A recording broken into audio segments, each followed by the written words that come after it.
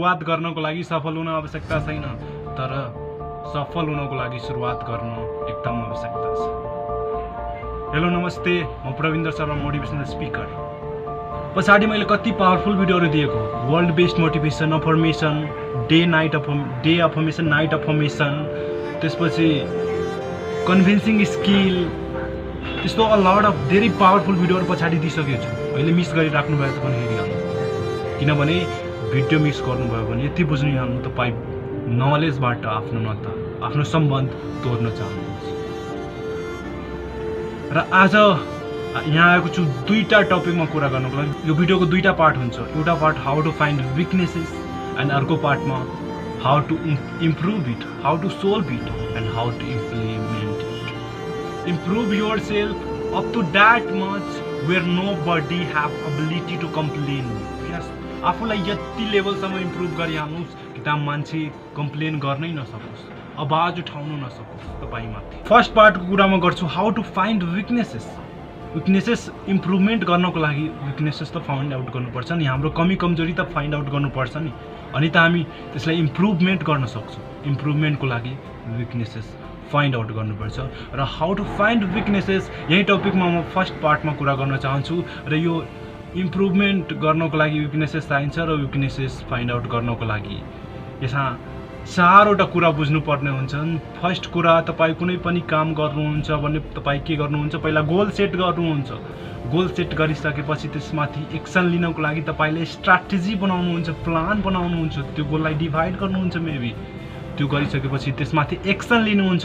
Action लिइसकेपछि आफ्नो जुन goal थियो, जुन टार्गेट थियो, त्यो अचिभ गर्न सक्नु भयो कि सकेन, त्यसलाई एनालाइज गर्नुहुन्छ, मेजर गर्नुहुन्छ र त्यहाँ हेर्नुहुन्छ के कमजोरी रह्यो, के इम्प्रुभमेन्ट गर्नु छ, त्यो कुरा त्यहाँबाट थाहा पाउँछ। सो अब हामीले थाहा पाइसक्यो हामी आफ्नो जुन कमजोरी छ त्यो कमजोरीलाई कसरी पत्ता लगाउन सक्छौँ, त्यही हो। फर्स्ट गोल सेट गर्छौँ हामीले, त्यसपछि त्यसलाई स्ट्राटेजी बनाउँछौँ, प्लान बनाउँछौँ त्यो गोललाई अचिभ गर्नको लागि। त्यसपछि एक्सन लिन्छौँ, जुन प्लान बनाउँछौँ त्यसमाथि एक्सन लिन्छौँ, काम गर्छौँ। र त्यसपछि हामी एनालाइज गर्छौँ। एनालाइज गरिसकेपछि हामीले बल्ल थाहा हुन्छ कि हामीले जुन गोल सेट गरेको थियो त्यो गोल अचिभ गरेको छु कि छैन, कति लेभलसम्म अचिभ गरेको छु, त्यो कुरा त्यहाँबाट मेजर हुन्छ। र त्यसपछि हामी अर्को स्टेप चाल्छौँ, द्याट इज इम्प्रुभमेन्ट। र म यहाँ इक्जाम्पल दिएर अझै प्रश्न पार्न चाहन्छु। फर इक्जाम्पल, एउटा स्टुडेन्ट +2 को प्रिपरेसनको लागि पुरै तरिकाले लागेको छ। उसले गोल सेट गरिसकेको छ, यसपालि जसरी भए 98% त ल्याउनु नै छ, जसरी भए उसले ल गोल सेट गर्यो। अब त्यसको लागि प्लान बनाउँछ, स्ट्राटेजी बनाउँछ, कुन सब्जेक्ट कति घन्टा पढ्ने, कति टाइम दिने, मेरो कुन सब्जेक्ट मलाई बढी पढ्नु छ, के कुरा इम्पोर्टेन्ट छ, पास्ट पेपरहरू पढ्नु छ, मोडल क्वेसनहरू प्र्याक्टिस गर्नु छ, त्यो सबको प्लान बनाउँछ। त्यसपछि त्यसले थर्ड काम के गर्छ, एक्सन लिन्छ। त्यसमाथि प्लान बनाएको छ त्यसमाथि काम गर्छन्। त्यसपछि रिजल्ट आउँछ, त्यसलाई मेजर गर्छ, एनालाइज गर्छ। ओह, मैले 96 मात्र प्राप्त गर्नु पाएँ, 2% मैले कुन कारणले प्राप्त गर्न सकिनँ, त्यो कुरा उसले एनालाइज गर्छ त्यहाँबाट। र अनि उसले आफ्नो कमजोरी पत्ता लगाउँछ। रिजल्ट आइसकेपछि मेरो कुन सब्जेक्टमा कति कम आयो, भनौँ म्याथमा मेरो 5 नम्बर कम आयो, साइन्समा 5 आयो कम, कम्प्युटरमा 5 कम आयो, किन आयो? त्यसपछि त्यो पेपरहरू हेर्ने, आफ्नो रिजल्ट जुन आउँछ त्यसमा हेर्ने, सायद मैले त्यहाँ केही गल्ती लेखेको थियो, मैले केही कम मिस्टेक गरेको थियो। त्यहाँबाट के थाहा हुन्छ हामीलाई, हो हामीले आफ्नो कमजोरी थाहा पाउँछौँ। र त्यसपछि हामी अर्को स्टेप के चाल्छौँ, इम्प्रुभमेन्टको लागि। त्यसलाई नेक्स्ट टाइम इम्प्रुभमेन्ट अब गर्छौँ म भन्ने कि हाम्रो लेख्ने शैली मिलेन, त्यहाँ त्यही भएर हाम्रो मार्क कमाएको छ कि, त्यो हेर्छन्। र त्यसपछि इम्प्रुभमेन्टको लागि अर्को पार्टमा जान्छ।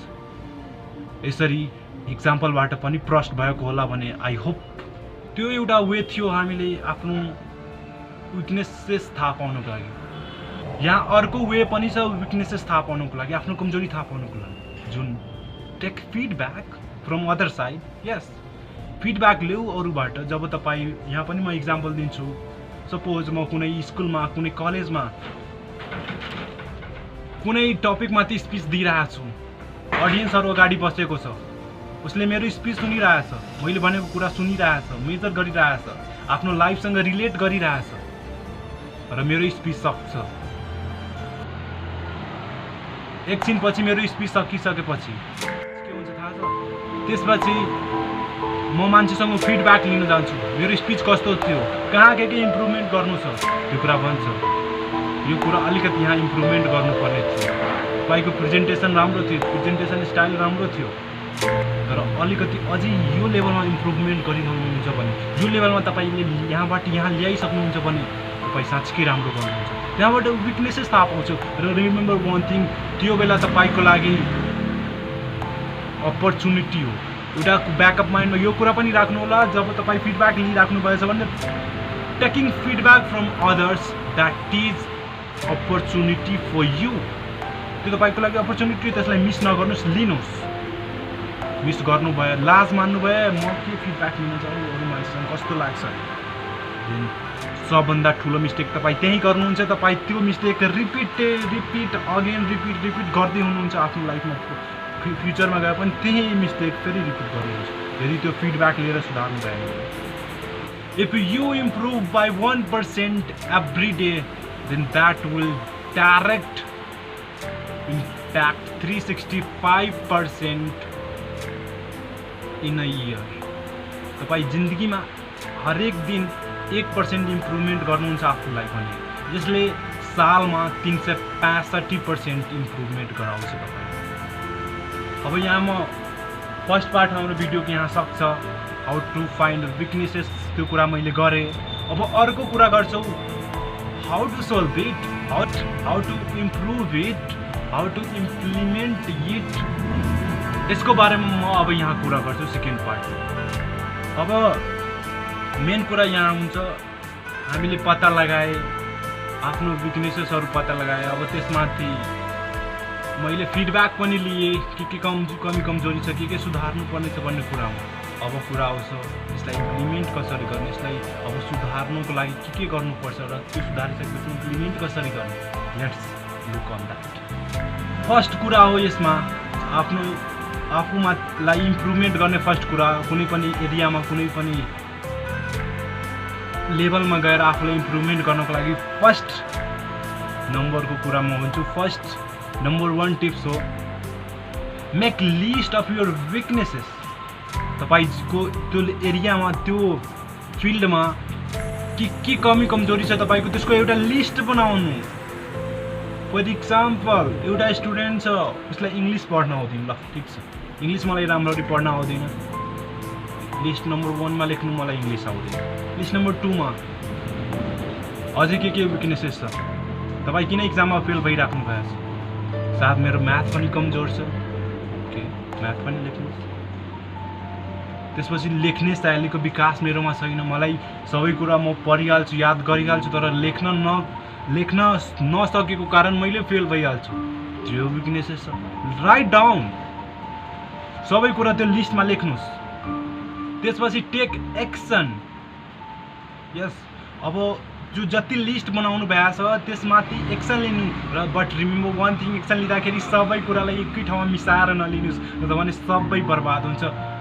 पार्टिकुलर टास्क, पार्टिकुलर विक एरियामा तपाईँ एकचोटि, सपोज इङ्ग्लिस पढ्न आउँदैन भने इङ्ग्लिसलाई एकचोटि लिनु। अब त्यसलाई कसरी पढ्न सक्छ, मिनिङ याद गर्नुपर्छ कि प्र्याक्टिस गर्नुपर्छ, त्यो गरेर पालो पालो पढ्नुहोस्। तपाईँ त्यसलाई पालो पालो पढ्नुहोस्।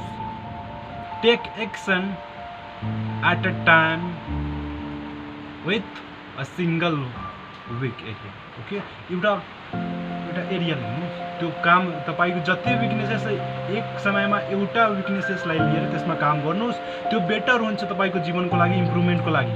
र यदि तपाईँ सबै कुरा एकैचोटि मिसाएर यहाँ म्याथ राख्नुभयो, यहाँ इङ्ग्लिस राख्नुभयो, यहाँ नेपाली राख्नुभयो, तपाईँले केही आउँदैन, लेख्ने शैलीको विकास छैन भने तपाईँ लेख्नको लागि यहाँ केही राख्नुभयो, र सबै कुरा एकछिन यहाँ लेख्न शैलीको लागि लेख्नुभयो केही, त्यसपछि तपाईँ अब इङ्ग्लिस पढ्नको लागि फेरि केही पढ्नुभयो, फेरि अब नेपाली पढ्न आउँदैन भने फेरि के छ पढ्नुभयो। यसरी होइन, एक समयमा एउटा टास्कमाथि फोकस गर्नु, एक्सन एउटै काममाथि लिनुहोस्, अनि तपाईँ इम्प्रुभमेन्ट ल्याउन सक्छ। यो थियो second point. Third point is focus. Focus भनेको यति इम्पोर्टेन्ट टपिक छ नि, यसमा म सोचेछु एउटा भिडियो पनि ल्याउँ। फोकस कसरी गर्न सक्छ पढाइमा, चाहे जे कुरामा नि फोकस कसरी गर्न सक्छ। थर्ड कुरा यहाँ फोकस हो, र फोकसको लागि धेरै इम्पोर्टेन्ट कुरा हो। तपाईँ जे कुरा, सपोज एउटा टास्क लिनुभयो, एउटा विक पोइन्ट लिनुभएको छ, तपाईँले विक एरिया लिनुभएछ, त्यसमा काम गरिराख्नुभएछ, तपाईँको फुल फोकस हुनु पऱ्यो। जे कुराले तपाईँलाई डिस्टर्ब गर्छ, जे डिस्टर्बमेन्ट छ, त्यो सबलाई साइडमा राख्नु। सबलाई मानु फोनको नोटिफिकेसन छ भने त फोनलाई अफ गर्नुहोस्, राख्नुहोस् उता र काम गर्नुहोस्। पुरा फोकस हुनु पऱ्यो, पुरा। अब फोकस कसरी गर्ने यसमा मेरो अर्को भिडियो आउँछ, टेन्सन नलिनुहोस्। Then third point is focus. Focus is very important, very needed at any field. Focus गर्दाखेरि एउटा कुरा याद राख्नुहोस्, when you focus on problems then you will have more problems, but when you focus on the solution of that problems देन तपाईँ easily solution पाउनुहुन्छ। Yes, र focus गर्दाखेरि प्रब्लममा फोकस नगरेर त्यसबाट कसरी बाहिर निस्कन सक्छौ। जसरी हाम्रो एउटा प्रब्लम थियो नि, त्यो मैले भनेको थिएँ इङ्ग्लिस पढ्न आउँदैन, त्यसमा प्रब्लम छ, इङ्ग्लिस बोल्न आउँदैन, त्यसमा प्रब्लम छ। सो प्रब्लममा फोकस नगर्नु, मलाई आउँदैन, म कसरी बोल्न सक्छौ, ए यार म त बोल्नै सक्दैन, यस्तो छ भने त्यसमा फोकस नगर्नु, अझै तपाईँ डिप प्रब्लममा फस्नुहुन्छ। फोकस गर्नुहोस्, कसरी बाहिर आउन सक्छु। सायद म पढ्न शैलीको विकास गर्छु, म पढ्छु राम्ररी, म प्र्याक्टिस गर्छु, बढी टिप्सहरू हेर्छु, ठुलो मान्छेहरूको जुन अलरेडी यो फिल्डबाट गइसक्नु भएको छ, उहाँहरूको टिप्स, उहाँहरूको वर्डहरू सुन्छु अनि त्यहाँबाट सिक्छु। हो त्यो लेभलको तपाईँमा एउटा त्यो लेभलको नलेज छ नि, अनि त्यो बेला फोकस तपाईँले काम गर्छ। फोकस भन्ने कुरा त्यो बेला काम गर्छ। तर फोकस गरिराख्नु भएछ भने त्यही एउटा कुरा माइन्डमा राख्नुहोस्, सल्युसनतिर फोकस गर्नु। त्यो सल्युसन ओरिएन्टेड भएर जुन सल्युसनको प्रोसेसहरू छ त्यसमा फोकस गर्नु, प्रब्लममा फोकस नगर्नुहोस्। नम्बर 4 कुरा भन्छु म। पोइन्ट नम्बर 4, आफ्नो विकनेसेसलाई कसरी इम्प्रुभमेन्ट गर्न सक्छ। Gather knowledge and information regarding that weak area. मैले इक्जाम्पल दिएको थियो, लेख्ने शैलीको विकास छैन। अब लेख्ने शैलीको विकासको लागि के इन्फर्मेसन चाहियो, के नलेज चाहिएको छ, त्यो सब कुरा ग्यादर गर्नुहोस् न। तपाईँ इन्टरनेट छ, तपाईँसँग बुक छ, के छैन। आजकल त यो टेक्नोलोजी वर्ल्डमा त तपाईँसँग अनलिमिटेड कुराहरू छन्, जहाँबाट तपाईँ इन्फर्मेसन ग्यादर गर्नु सक्नुहुन्छ, तपाईँ त्यहाँबाट नलेज ग्यादर गर्नु सक्नुहुन्छ रिलेटेड टु योर फिल्ड। मलाई लेख्ने शैलीको विकास छैन, मैले इक्जाम्पल दिएको थियो। यदि तपाईँलाई लेख्ने शैलीको विकास छैन भने तपाईँ लेख्नको लागि के इन्फर्मेसन चाहियो, कसरी लेख्न सक्छौ, यो एउटा फर्मेटमा लेख्नुपर्छ भने राम्रो हुन्छ, कुन पेन युज गर्नुपर्छ, बल पेन कि जेल पेन, कस्तो पेपरमा लेख्नुपर्छ, त्यो सब नलेजहरू इन्फर्मेसनहरू ग्यादर गर्नुहोस् न, अनि त तपाईँ इम्प्रुभमेन्ट गर्न सक्नुहुन्छ। र म अहिले स्टुडेन्टको इक्जाम्पल दिइरहेको छु। बेसिकली तपाईँ आफ्नो लेभल अनुसार, आफ्नो ब्याकग्राउन्ड अनुसार इक्जाम्पल सेट गरेर तपाईँ सिक्न सक्नुहुन्छ, त्यसलाई इम्प्रुभमेन्ट गर्न सक्नुहुन्छ तपाईँ आफूलाई त्यो पार्टिकुलर एरियामा, पार्टिकुलर फिल्डमा। र यो 4वटा मेन कुरा थियो, म एकचोटि अझै रिपिट गर्न चाहे। How to improve yourself at any particular field. र 4वटा मध्ये पहिलो कुरा थियो make list of your weaknesses. हामीले फर्स्ट पार्टमा कुरा गरिसकेछौँ विकनेसेस कसरी फाइन्ड आउट गर्ने, त्यसबाट make list of your weaknesses. अर्को कुरा छ take action at a time with single weaknesses, with single problems. जुन प्रब्लम तपाईँसँग छ, जुन विकनेसेस तपाईँसँग छ, त्यति धेरै छ भने एउटा माथि एट अ टाइम एउटैलाई फोकस गर्नु, एउटैमाथि काम गर्नुहोस्। र थर्ड पोइन्ट नै थियो फोकस। फोकस गर्नुहोस्, without focus you can not do better, you can not improve yourself as much which is needed. यदि फोकस गर्नुहुन्न राम्रोसँग भने तपाईँ इम्प्रुभमेन्ट गर्नै सक्नुहुन्न। मेरो फोकस मैले भनेको थियो भेरी इम्पोर्टेन्ट छ थर्ड पोइन्टमा। र मेरो last but not least point हो gather information, gather knowledge about that weaknesses that can help you to your improvement जर्नी। त्यसले तपाईँले इम्प्रुभमेन्ट जर्नीमा हेल्प गर्छ। त्यो नलेज, त्यो इन्फर्मेसनहरूले, त्यही भएर त्यो कुरा चाहिएको हुन्छ। लास्टमा जाँदा जाँदा म भन्न चाहन्छु, यो जिन्दगीको यात्रा धेरै कठिनाइ छ। जति कदम तपाईँ चाल्नुहुन्छ त्यो हरेक कदममा सावधान भएर चाल्नु, किनभने हरेक कदमले तपाईँलाई केही न केही नलेज दिन्छ, केही न केही फास्ट दिएर जान्छ, केही न केही कुरा सिकाएर तपाईँले दिन्छ। र त्यो कुरा सिक्नुहोस्। Wish you all the very best. Will see in the next video with next topic. Thank you very much. जय नेपाल।